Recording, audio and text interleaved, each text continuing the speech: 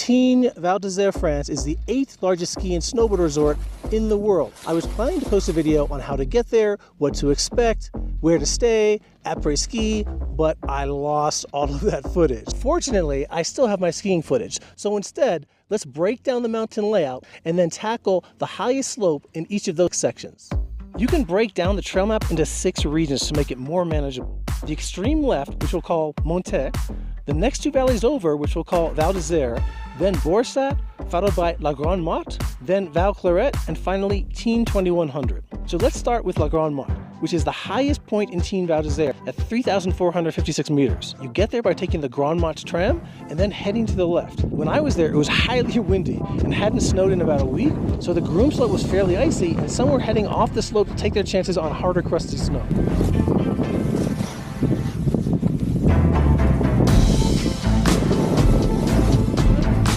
The slope off the Grande Motte Glacier is number 9, the red slope, at least that's the one I'm taking.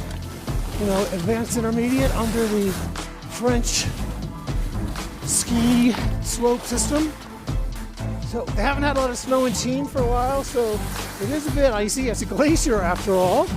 So I'm just sticking along the side where snow has been kicked off by people who've been skiing the slope all day. I'll pick up a little bit of speed here.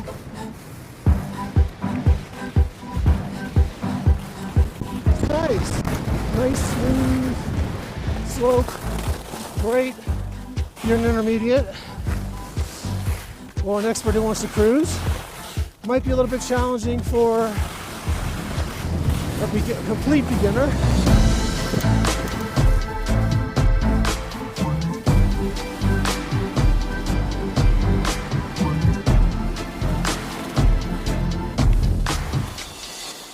And there we go.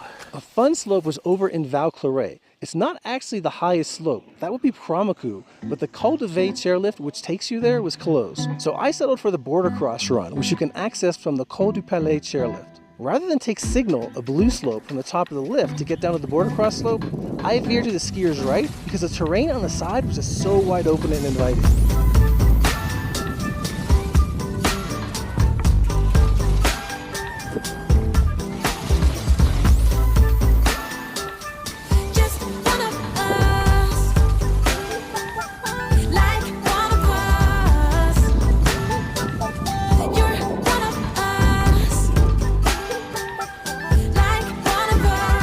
It was fun to navigate the rolls in the mountain until eventually I connected with the border cross.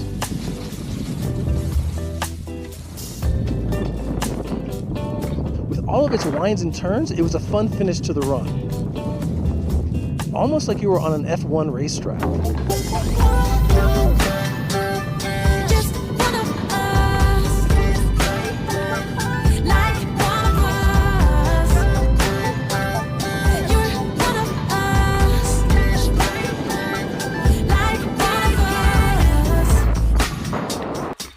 Next, let's move over to the Val Desair section, where the Cugnai chairlift and red slope by the same name are at the highest elevation.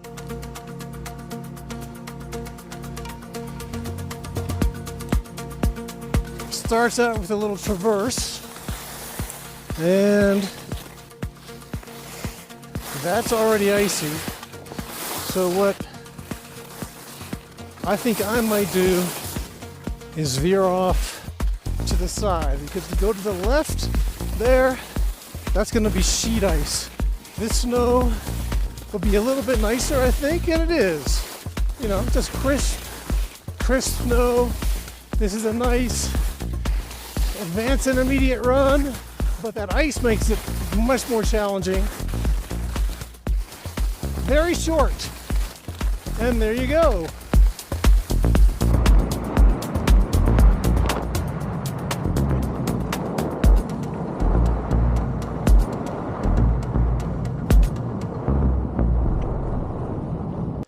Next, Tignes 2100, top of the Aiguille Pers chairlift. This is where I'm most mad that I lost the footage. There are some really cool rock formations here, and I filmed some great shots, but all is lost. This slope, called Aiguille Pers, is labeled a nature ride, a groomed black slope that is patrolled but not groomed. Like I've mentioned before, Tignes-Val has not had a lot of snow in the past couple of weeks, so what you've got is some pretty crusty stuff. But, you know, enough of the simple groom slopes. Let's show something different. All right, so here you're just gonna have to take a turn and hope for the best.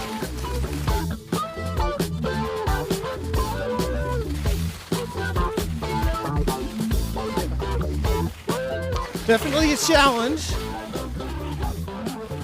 More exciting than just another groom slope.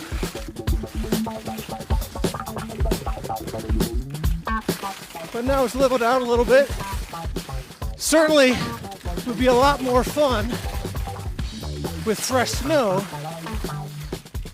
But because it's kind of challenging conditions right now, a lot less people over here and a lot less icy to a certain degree because it's not been scraped off by person after person coming down.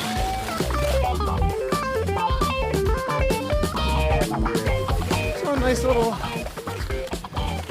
gully there, and try and grab into the ice. So there you go, that's a sense, not that great of a sense, but a slope over in the Tignes side of the trail map. Next, off to the Grand Monte section on the extreme left. Not Aiguille Pers, but Aiguille Pers, a blue slope that for some reason appeared to be black to me when I was looking at it on the trail map, but that's because it's highlighted in gray. It's actually a blue slope. It will be a beginner slope. So, might be a little bit icy, but we'll take it on. Not bad.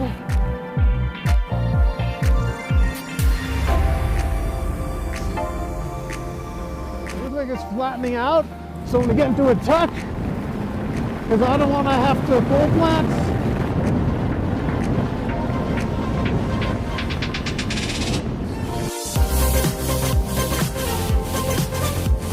Here to the right here, there's a red slope, so should have a little bit more steepness to it, called Combe du Geant.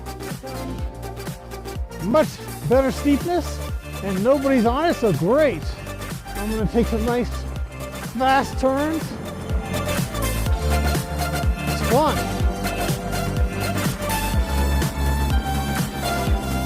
Oh, got people now.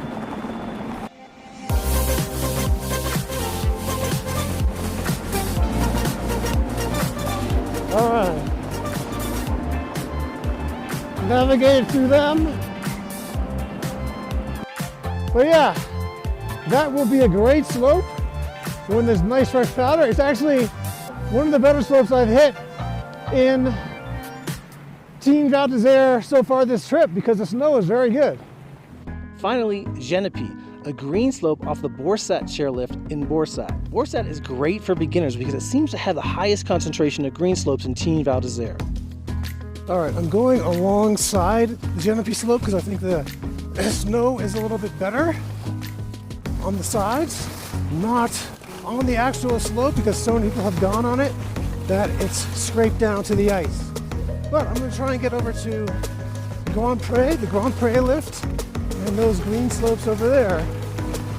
So, you know, here, it's a nice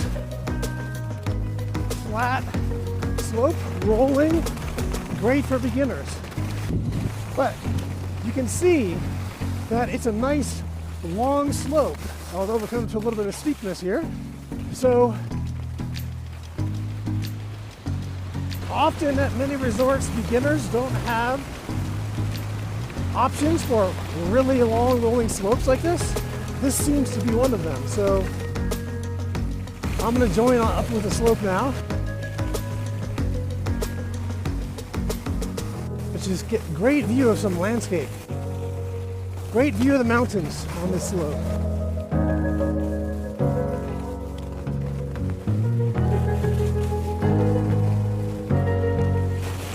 And here we are at Grand Pré.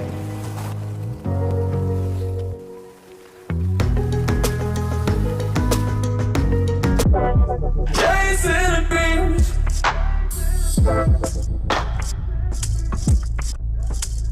you do,